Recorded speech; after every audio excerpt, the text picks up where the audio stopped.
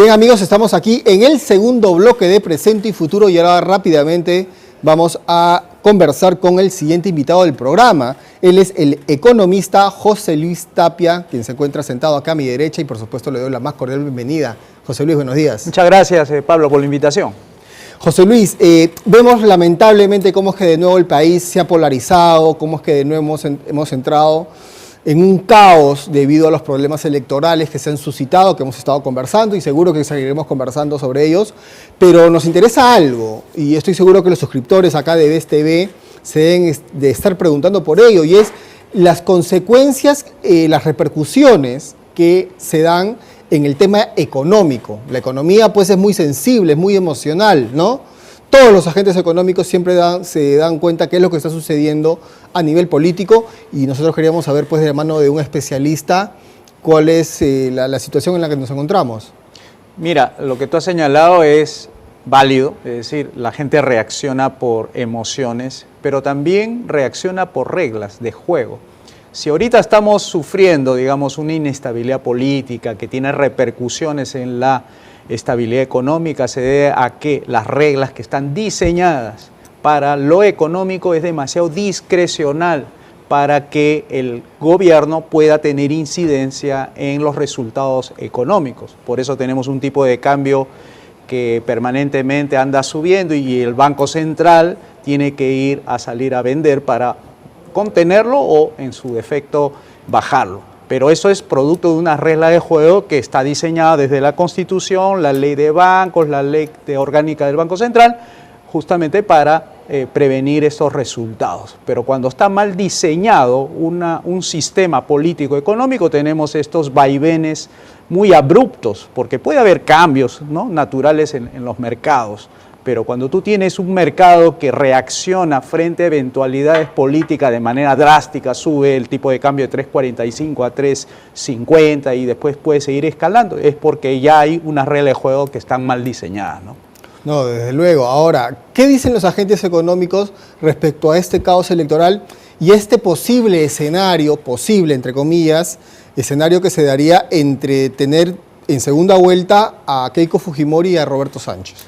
Mira, aquí siempre en lo que tú señalas y seguramente muchos analistas nos centramos en personas y eso es lo que el diseño del sistema nos lleva a pensar de esa manera, que es un problema de personas. Yo considero que más bien es un problema de reglas. Si la regla de juego está mal diseñada y le da mucha discrecionalidad al gobernante, sí va a interesar qué va a hacer el gobernante con la economía. Pero si las reglas de juego están diseñadas para neutralizar la discrecionalidad del gobernante, no interesa quién sea el que gobierna. Lo principal es que la regla de juego le ponga límites claros a cualquier gobierno que entra a gobernar, ¿no? Desde luego. Ahora, 3.2% es lo que proyecta el Ministerio de Economía y Finanzas de crecimiento para este año y desde acá hasta el 2029.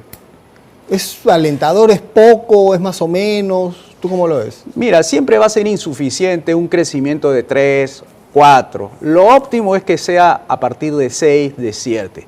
Pero, como vuelvo a repetir, ¿no?, lo que hace falta es un mercado libre y para que haya un mercado libre tú tienes que hacer retroceder el poder del gobierno sobre la economía. Mientras el gobierno esté sobre la economía con sus impuestos, sus reglas, sus regulaciones, sus controles, sus supervisiones, entonces vamos a tener una economía que prácticamente depende de lo que haga el poder político para permitirle lo que el mercado puede hacer, que es producir, generar empleo, generar inversiones, generar ahorro. Y si no tienes una regla de juego, digamos, que haga esa tarea de ponerle límites al gobierno, poco puede crecer la economía en ese sentido, ¿no? Desde luego. Ahora, esta carta que envió el gran empresario y connotado empresario peruano Dionisio Romero Paoletti a los inversores, ¿cómo lo tomas? Bueno, los empresarios responden incentivos, ¿no? Entonces, uno de los incentivos que se les ha presentado de manera negativa es la que le va poniendo la política adelante. Es decir, están enfrentando dos candidatos que cualquiera de ellos entre al poder, no va a poderle dar la confianza debida para poder realizar sus inversiones de mediano a largo plazo. Entonces, para poder resolver, digamos, la duda de por qué el señor Dionisio Romero hace esa invitación a los inversionistas a invertir fuera del Perú, tiene que necesariamente pasar por lo que llamamos nosotros reformas. Es decir, hay que rediseñar las reglas de juego para que pueda, más bien, en lugar de estar saliendo los capitales de aquí para allá, regresen los capitales de allá para acá.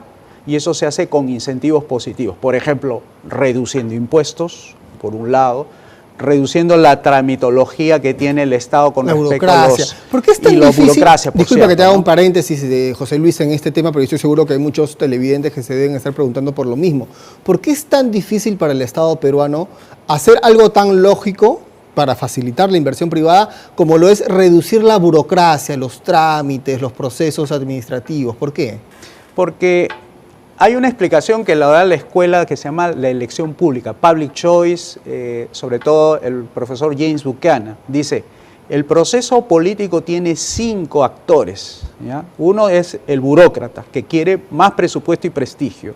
2, los votantes, que queremos más bienestar. 3, los grupos de presión que quieren más rentas, o sea, más beneficios, exoneraciones, leyes privilegiantes. Y la última es de los políticos que quieren la reelección.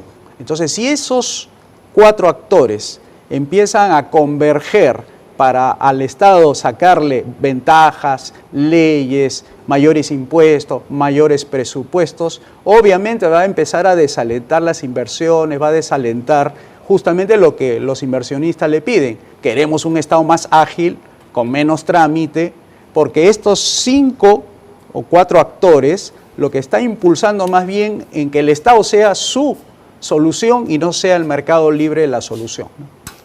Mencionaste hace un momento el tema de seguir a personas, de ver personas, y hay una persona muy importante dentro de la estructura del Estado y por supuesto también de la economía peruana, que es el presidente del BCR, el señor Julio Velarde, a quien ya hay algún candidato por ahí que dicen que se les va a pedir su renuncia, ni bien llegando al poder, y él dice que podría llegar. El factor Julio Velarde, ¿cuánto juega en la economía peruana? Eso te lo puede explicar muy bien el artículo 84 de la Constitución. La importancia que tiene el Banco Central es porque dentro de la Constitución le dan una facultad exclusiva de emisión de dinero, quiere decir no hay competencia libre de monedas, y por tanto, si él es la única entidad y además tiene su presidente, la importancia de darle ese artículo 84 a este personaje significa que de él va a depender si los precios del pollo, el azúcar, la leche, va a subir o va a disminuir. Por eso tiene ese poder que le da la gente, sobre todo, que cree que el Banco Central es la única fuente de bienestar que puede existir. ¿Y tú crees que es la única fuente de bienestar? Si el artículo 84 se va a mantener en ese sentido, yo creo que va a seguir siendo poderoso el señor Julio Velarde. Ahora, hay toda una estructura administrativa en el BCR que ha sido forjada pues, en los últimos más de 30 años, desde antes de él incluso, yo te diría que desde la etapa de Renzo Rossini. Pero si se va Julio Velarde, ¿se tambalea la economía peruana o crees tú que hay de todo, hay gente que puede seguir su línea de trabajo? Bueno, de hecho, el Banco Central es una entidad tal como está diseñada, una entidad meritocrática, que permanentemente, año a año, van incorporando cuadros jóvenes. Lo principal aquí es cómo hace su transición el señor Velarde hacia otro personaje que tenga el mismo vuelo académico, profesional e incluso político. Y eso lo tiene que ir trabajando si está pensando en que algún día va a tener que el señor Velarde dejar su presidencia y tiene que poner a esos 2 cuadros, o a un cuadro particularmente, para que vaya exhibiendo todo lo que no puede ahorita el señor Velarde hacer por límites de edad, para que le dé confianza al mercado, porque el mercado, como vuelvo a repetir, las reglas están diseñadas para que se enfoque más en las personas que en los incentivos, de tal manera que las personas empiecen a entrar en confianza con el sucesor de Velarde, ¿no? ¿Que quién sería? Bueno, hasta ahora lo que yo creo de lo que tienen lo mejor es el gerente general del Banco Central, ¿no? No recuerdo bien el apellido del señor, pero ya lo ha tenido en algunas ocasiones sentado a su lado derecho, sobre todo en los en las conferencias que se llaman reporte de inflación. Ahí vas a notar quiénes están acompañando al señor Velarde. Ellos dos que lo acompañan, uno de ellos dos podría ser el sucesor. Ahí tenemos una pepa, entonces, estemos amigos. Y ahora, nos preocupa mucho a los peruanos la imagen que nosotros proyectamos internacionalmente. Obviamente que no debe ser tan positiva en lo institucional por los 10 presidentes en 10 años. Pero económicamente hablando, ¿crees tú que la confianza continúa sobre Perú? Va a depender mucho de lo que vaya a ser el próximo presidente, ¿no? Es decir, ¿qué iniciativas reformistas va a tener de aquí para adelante para darle al país una viabilidad a futuro, ¿no? Como dice tu programa, ¿no? El presente y el futuro. Así es. El futuro, que es lo que también interesa a los peruanos, es cómo va a querer un país de aquí a 5 a 10 años. Porque no hay que pensar tampoco en el año, ¿no? Siempre hay que proyectar un poquito más. Y eso se hace a través de reformas política, económica, educativa, salud y pensiones, que es lo que yo vengo siempre a proponer en tu programa y en otros. Entonces, si hacemos ese rediseño de esa regla de juego, podemos darle al Perú una salida y no tanto depender de quién sea el presidente, sino que las reglas de juego sean las que determinen y le den la predictibilidad a las inversiones, a los empresarios que están apostando por el Perú, ¿no? Es que lo que pasa, te pregunto por lo de las calificadoras de riesgo, Fitch, Standard & Poor's, Moody's. ¿Ellos cómo nos ven? Nos han bajado un poco el crédito, me parece, ¿no? Sí, precisamente porque como la política es tan volátil y la volatilidad afectan las reglas de juego, entonces cualquier horizonte, digamos, negro que se empiece a presentar delante de los inversionistas o los que apuestan por el Perú, es que ahí empieza justamente la calificación, ¿no? Entonces, si ven un buen ambiente político, dirán, habrá buenas reglas de juego. Y si hay un mal ambiente político, calificarán con un signo negativo al Perú, y eso hará que los créditos, del precio de los créditos, que viene a ser la tasa de interés, suban. Sí, ¿no? de los bancos, ¿no? De los bancos principalmente. Ahora, esta no es la primera, y la gente lo sabe, no es la primera vez que tengo el gusto de conversar con usted en economía en este programa, pero usted tenía 5 reformas que me gustó escucharlas en su momento y me gustaría pues que nos vuelva a aterrizarlas para analizar la economía peruana. Sí, por supuesto. Me gustaría, por ejemplo, comenzar con la reforma política, que es reducir el tamaño del Estado a las funciones naturales que siempre lo ha tenido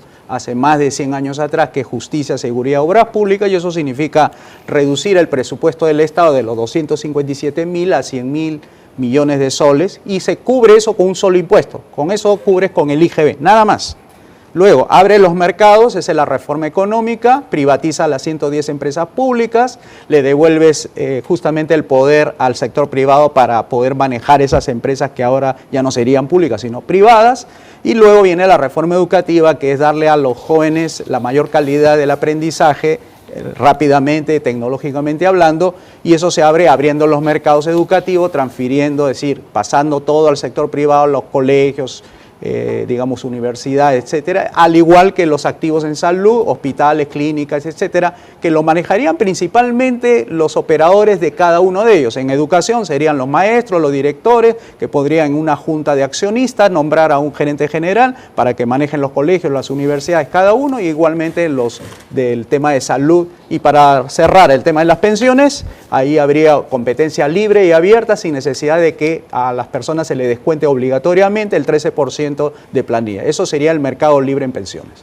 Perfecto. Ahora, estaría de más preguntarte sobre la situación de Petroperú, ¿no? De la gran empresa petrolera estatal peruana, quien acaba de estrenar nuevo presidente y directorio, es el señor Edmundo Lizarzaburu, ¿no?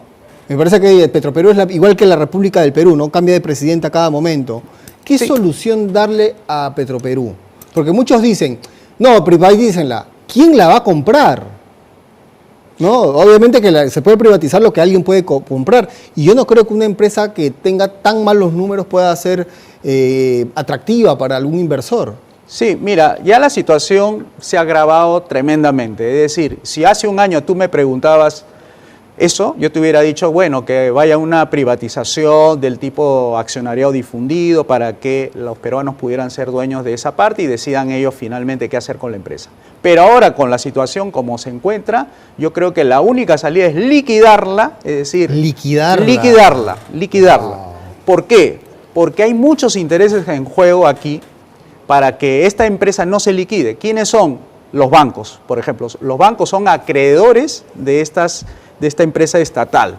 Después hay proveedores de petróleo que le han ido dando, digamos, créditos a esta empresa estatal, que finalmente también no le interesa justamente que esta empresa se privatice, sino que tanto los bancos, los bonistas, los acreedores, le interesa que el Estado, es decir, nosotros con nuestra plata estemos financiándoles permanentemente a esta empresa para que estos bonistas sigan ganando muchos intereses de la deuda que le ha prestado estos bonistas a Petroperú. Por eso ellos no quieren la privatización. Pero lo mejor que hay que hacer es que estos acreedores se junten y liquiden la empresa y digamos, cerramos un capítulo nefasto de la economía peruana. Es decir, más de 20.000 millones de soles que vienen a ser 300 colegios de alto rendimiento que no se han podido construir, o 30 Rebagliati de última generación, que no tampoco digamos, las personas no han podido disfrutar por tener a una empresa petrolera que viene a ser la sangría exclusiva de nuestros bolsillos de todos los peruanos. Muchísimas gracias, José Luis. Bien, amigos, han sido claras las palabras respecto a la posición política económica del señor José Luis Tapia. Yo les quiero agradecer por haber estado al otro lado de la pantalla y nuevamente quiero reiterarles mi agradecimiento